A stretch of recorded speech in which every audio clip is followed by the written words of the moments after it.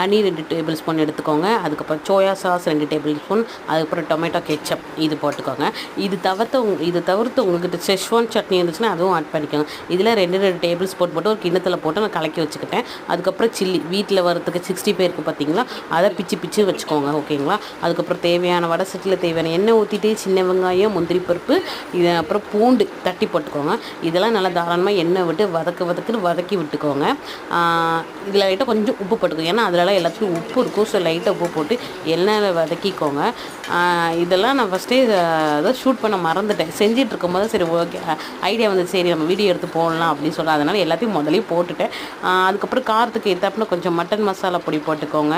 லைட்டாக சில்லி பொடியும் ஆட் பண்ணிக்கோங்க. நல்லாயிருக்கும், காரமாகவும் ஸ்வீட்டாக நல்லாயிருக்கும். அதாவது ஹனி சிக்கன் ஹோட்டலில் சாப்பிட்ருப்போம். வீட்டில் இருக்கிறத வச்சு சில்லியை வச்சு இப்படி ஹனி சிக்கன் மாதிரி சாப்பிட்லாம். இந்த லீவ் டைமில் வந்து குழந்தைங்களுக்கு ட்ரை பண்ணி பாருங்கள், குழந்தைங்களுக்கு கொடுத்து ட்ரை பண்ணி பாருங்கள். செம்மையாக இருக்குன்னு ஸ்நாக்ஸ் டைமில் இப்போ சாப்பிட்ற பெஸ்ட்டு ஸ்நாக்ஸாக இருக்கும் இது.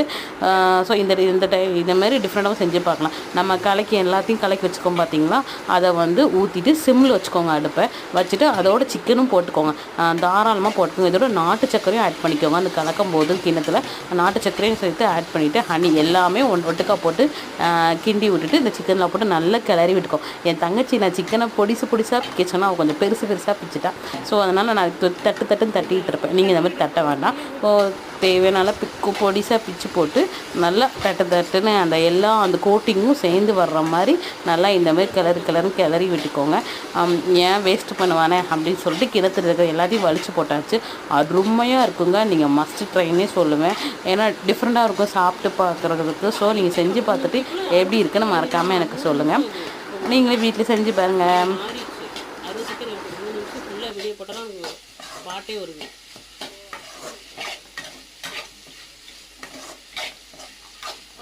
காசு எதுவும் வந்திருக்கா அதுல